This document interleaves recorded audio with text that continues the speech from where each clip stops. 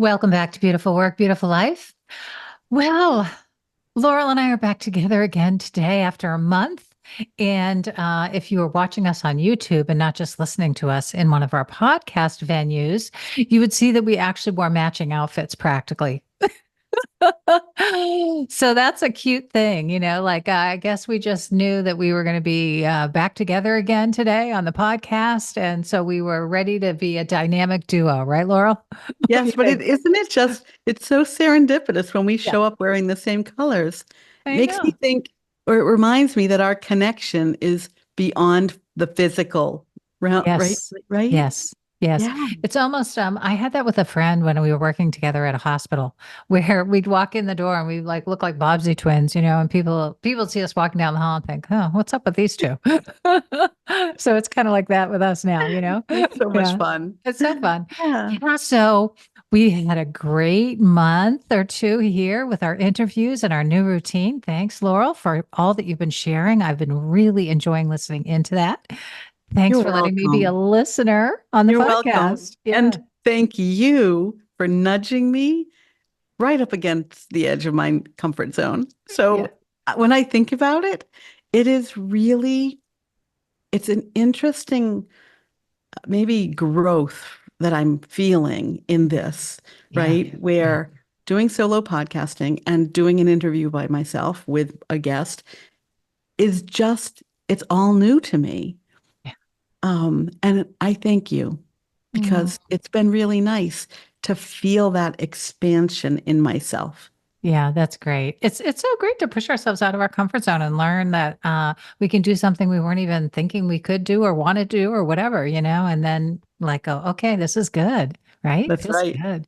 Feels good. In Especially fact, for yeah, go the ahead. recovering perfectionist, Yeah, right? that's right. That's right. Ooh, we're going to be talking about that, but not today. Today, we've got a great episode. I love this topic, Laurel. I cannot wait to just get in here and start talking about it. So, we're jumping off of Rachel's podcast, which was To Not Fear the Truth. Ooh, and today we're going to talk about the inner work of truth telling. Oh, I love this topic. I do too. I'm And so because don't, glad we're here doing this. me too. And it's an important one, isn't it? It is. I was going to say because, I am going to speak in I statements. I like to believe I tell the truth, Yeah. but I know even that might be a little white lie because, my truth often is mine.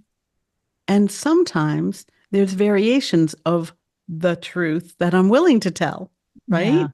Yeah. This is such an interesting topic. And I think anybody who's listening today, bear with us because we're going to go through this in a kind of a real time way where we're exploring this idea of truth telling. I know, when I was doing the medical intuition, right? The science of medical intuition with Carolyn Mace, her thing was there's only truth, not the truth, but truth, right? Tell me And more. I know. So I've thought about that a lot and it made me, think about it as we knew we were going to record on this topic. I was thinking about her saying that and I was thinking about how I agree with that, right? So when I'm speaking truth, I am speaking what I feel and know and experience in my being. This is the truth that I am aware of, right? And so I think where we get caught up a lot of the time is thinking that we know someone else's truth. Yeah. And And that's an interesting thing. So it's like, well, they have a truth in them, right? Of what their experience, what their opinion, what they're seeing, what they're hearing, right? That's their reality. And so I think it's like kind of like how do we get together and talk reality rather than truth almost? Like Ah. I don't know, in this day and age, it's really a tricky one, isn't it? It really is. And I'm thinking the word perspective keeps coming up for me, right? Uh-huh.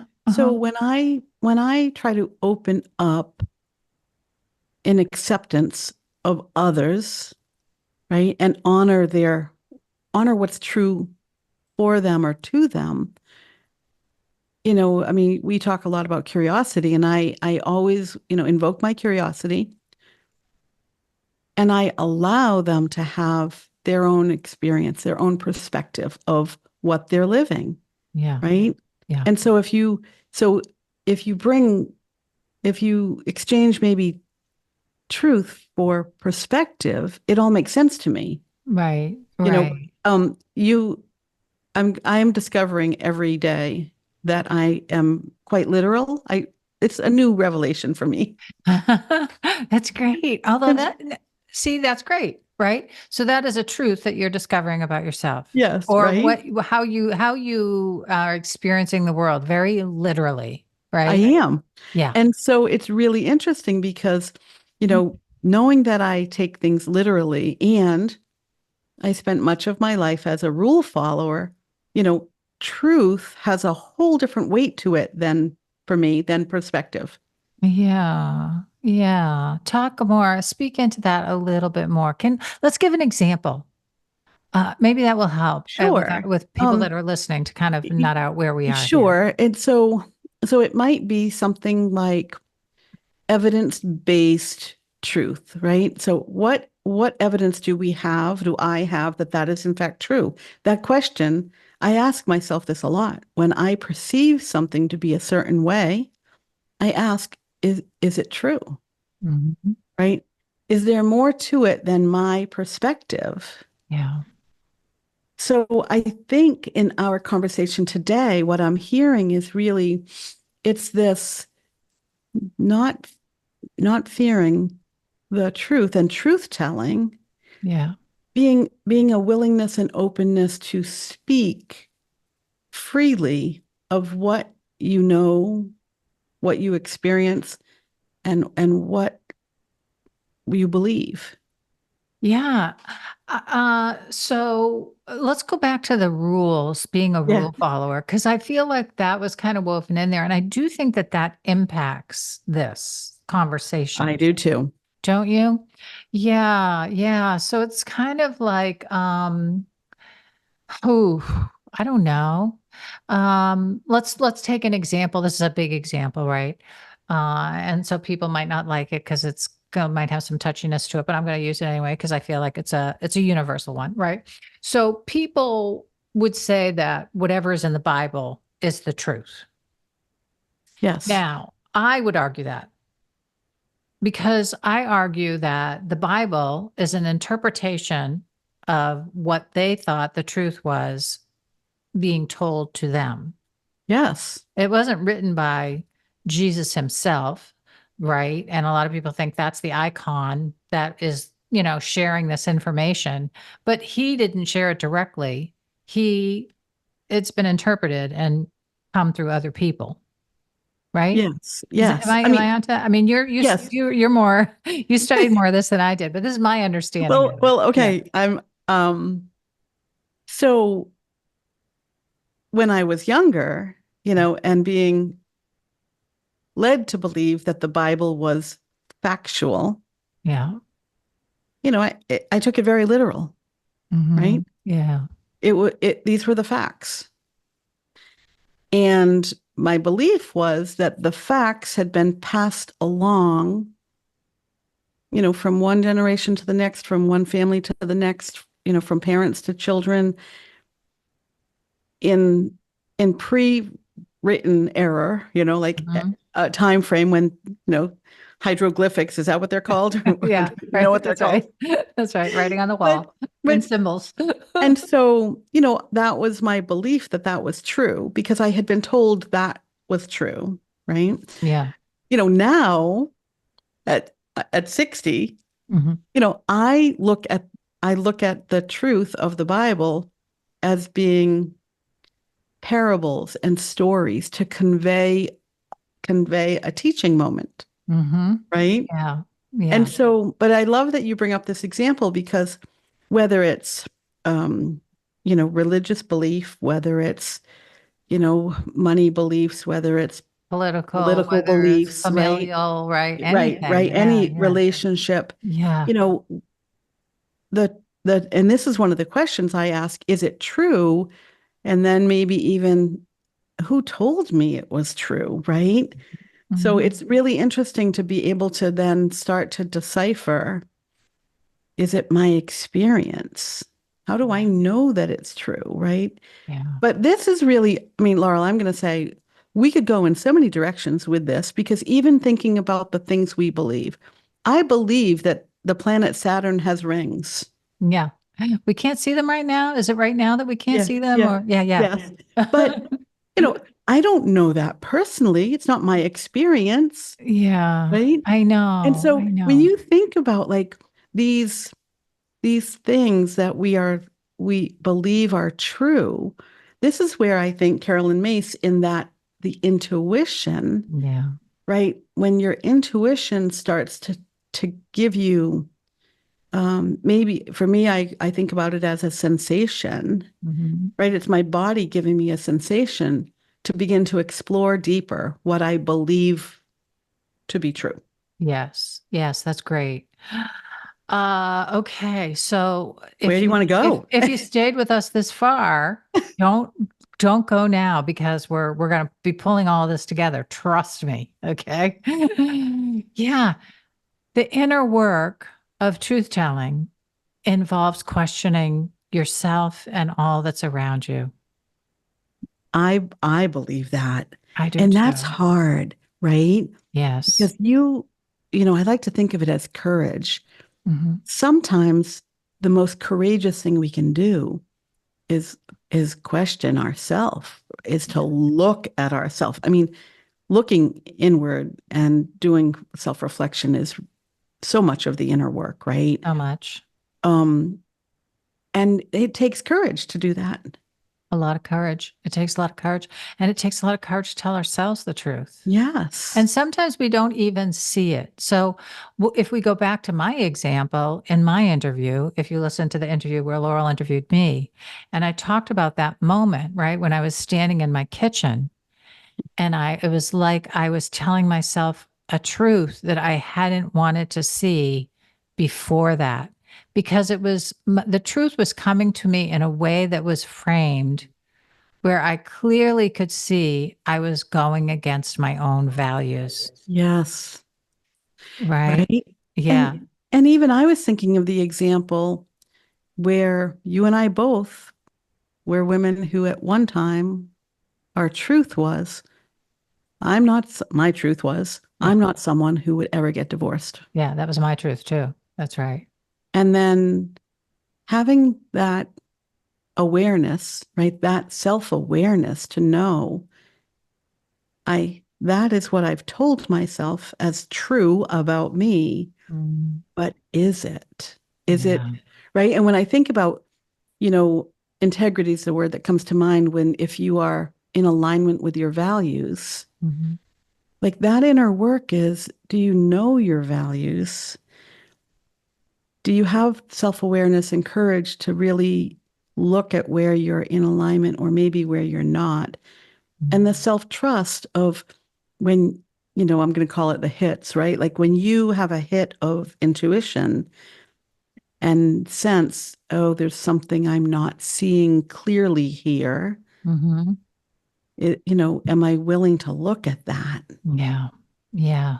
And to go into the deeper part, right? The deeper aspect that is kind of like the essence of any situation, right? And the Yeah. essence of our situation for us is what is it here that is truth to us, you know? Mm. And I think that this is, because we live in an information based world now with the internet and technology and all the AI and all the possibility of untruths being told, like we're in a stage where the inner work of truth telling is essential for our own mental well-being, Yes. right? Yes. And maybe physical well-being if we're really paying attention to a lot of the stuff that's going on out there, because you could listen to things and start believing things and then realize you got yourself in a big mess, like many people who are listening to people trying to scam them, right? So Yes. yeah, so I Or mean even this, Yeah, go ahead. The stress of too much Yeah, information and not being able to decipher feels what true. is Yeah. what feels Right. true or is true to you, Yeah. right? Being discerning Wow. and being able to decide what is true for you and what Mhm. can you not carry as true or Yeah. truth or factual or necessary. I'm thinking obligations and responsibilities that and rules. I'm the rule Yeah. follower, right? And rules R- that y- aren't for me. Yeah. And Yeah. do I have the ability and the inner trust and knowingness to be able to choose what is for me or what is not? Yeah, yeah. And here we are, you and I live in the United States of America where we still have a lot of choice, right? Thank And goodness. I know, I know. And hopefully it's going to remain that way as we go forward.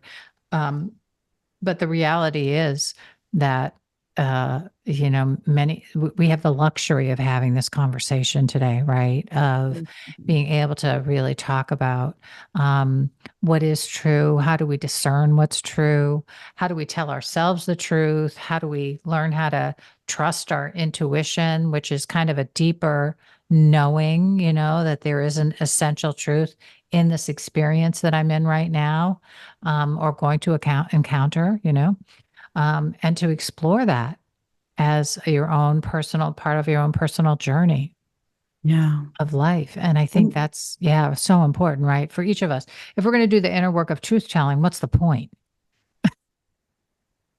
that's a really good question. Yeah.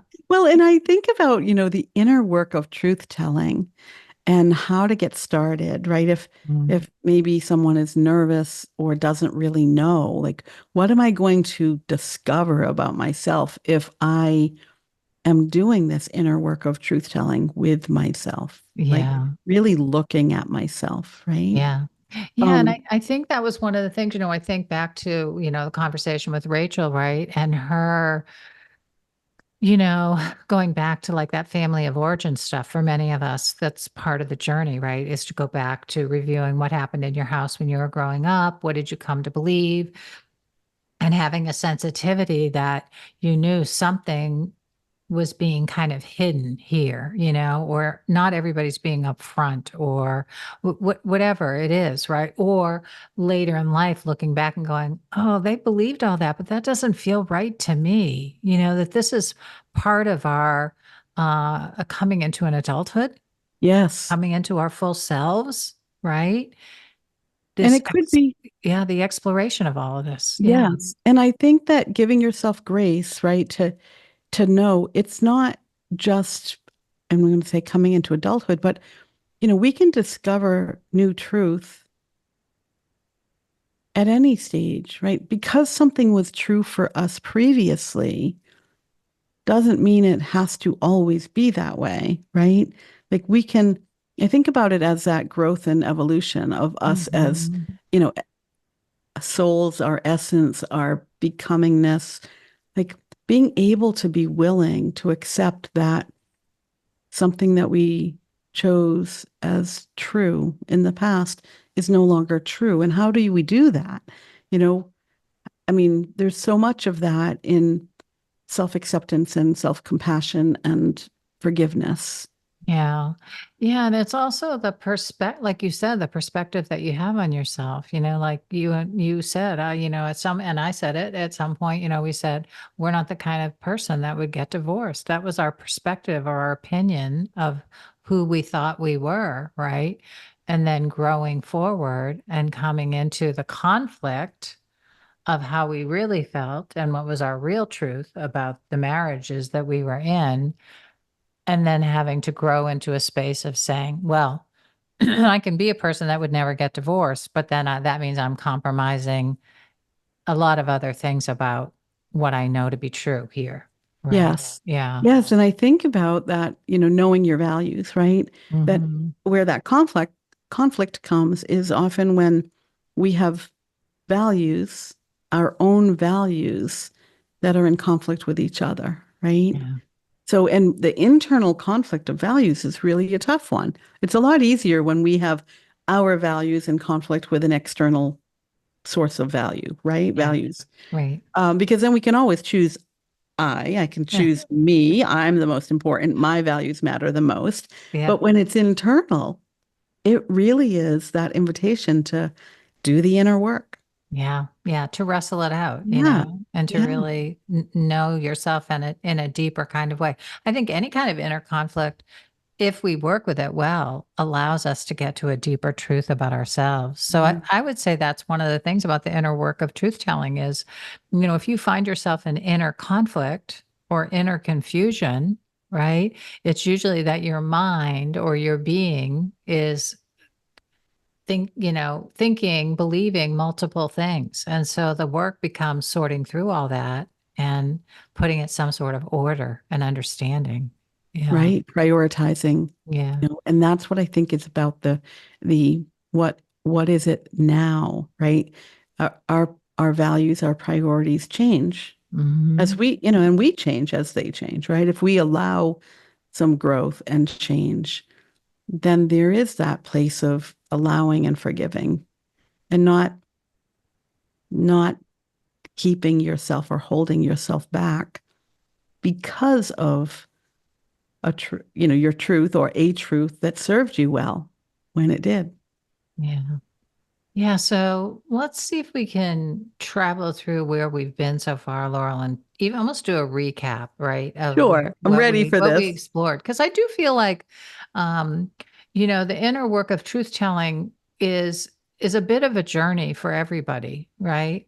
So I would say the first thing is, the ability to be courageous enough to really look at what's going on inside and be honest first and foremost with yourself, right? Yes, yes, And we've talked about this before, how journaling is a great opportunity to explore that. Counseling, coaching, this is a time when you can talk to another objective person who doesn't have any stake in your game, right? Who can just listen and give you hopefully objective and honest feedback about what they're hearing and seeing from you so that you get kind of a mirror, to yourself. That's really the goal of this work.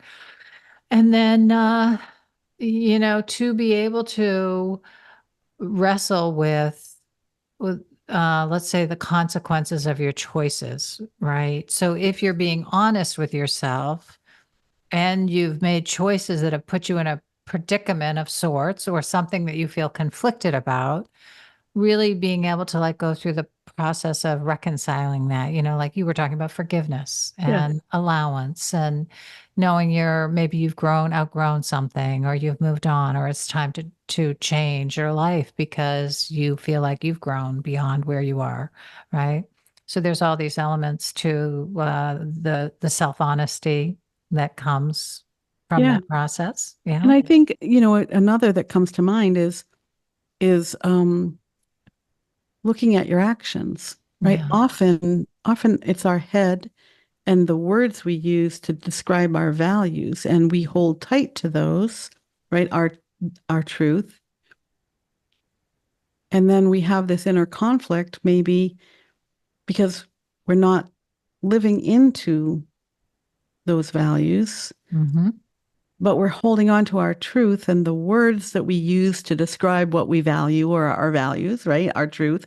We're Yeah. holding on to those words in our head, but our actions and our desires are different, and we're not willing to let go of some of the things that we claim to be our truth and actually let the way that we're living be almost a truth teller, a truth, right? Yeah. Yeah. An Like, example. right? An An example. example. Yeah. Yeah. And maybe the lie that the untruth that we've held on to is, what we claim we value something, but when our actions Mm. show us that our truth is something else, are we okay to let our actions be the guide to our truth?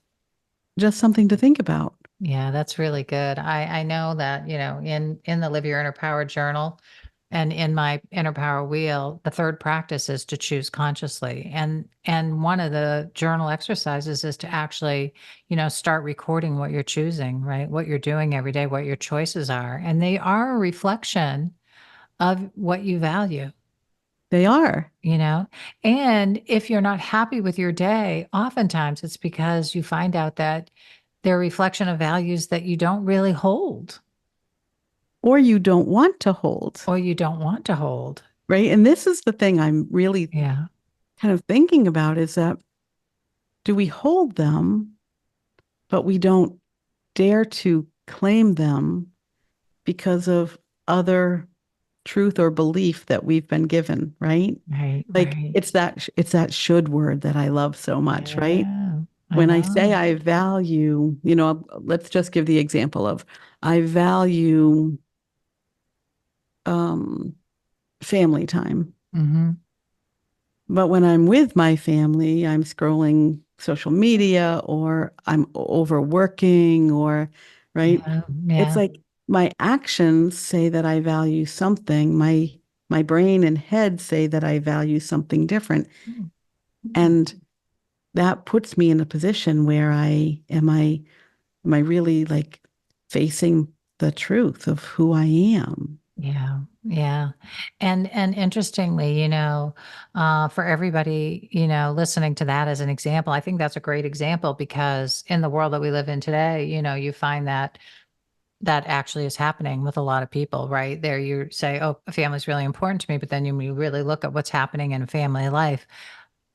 What about family life do you value? Is it just that you're all together in the same house? Is it that you have, intimate connection and you're talking and you know each other really well? So, I think as we explore this, it Yeah. is a process of getting to know yourself better.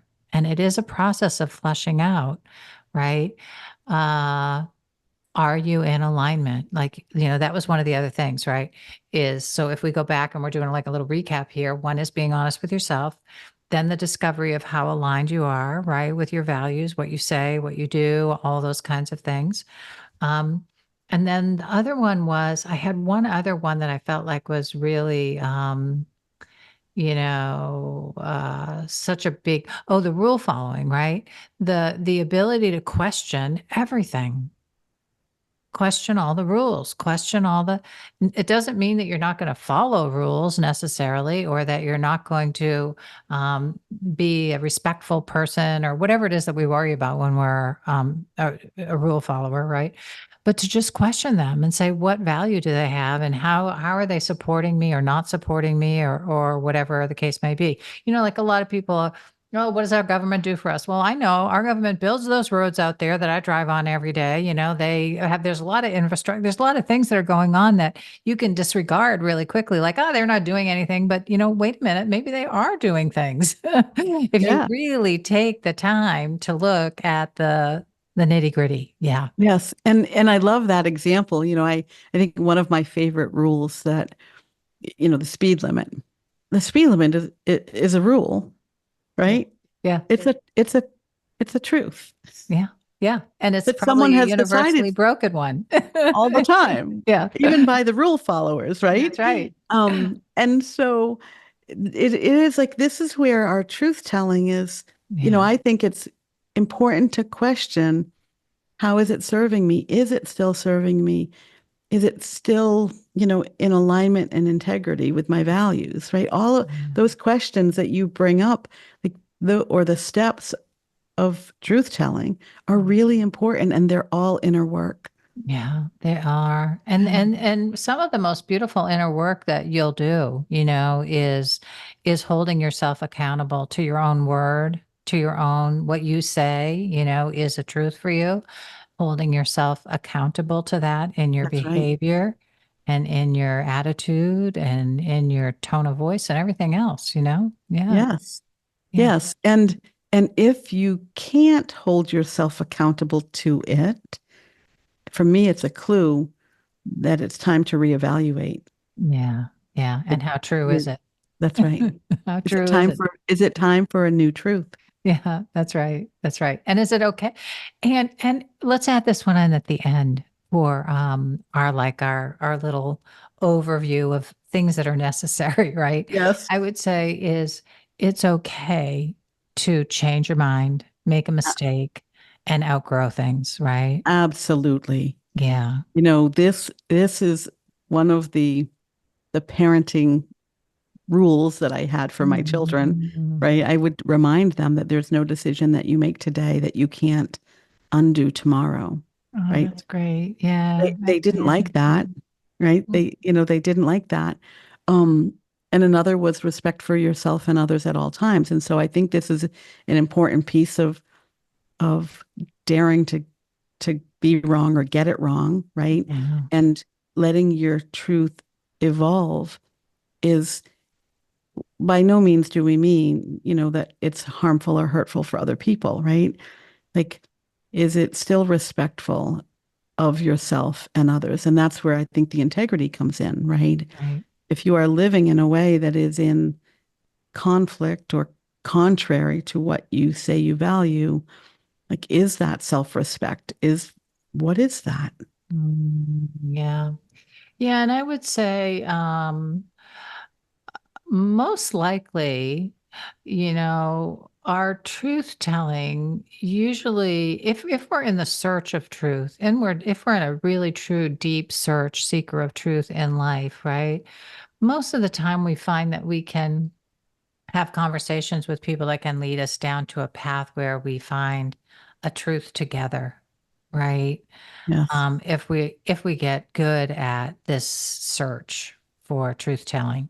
But it takes some skill. It takes some skill and it takes some courage, right? To listen to the other person, to hear things that are uncomfortable, maybe about yourself, about how you live, whatever it is, right? Um, yeah, it can be uncomfortable. So Yes. part of being willing to be with the truth is being uncomfortable and getting raw and real. Yeah. Yes. And that's hard.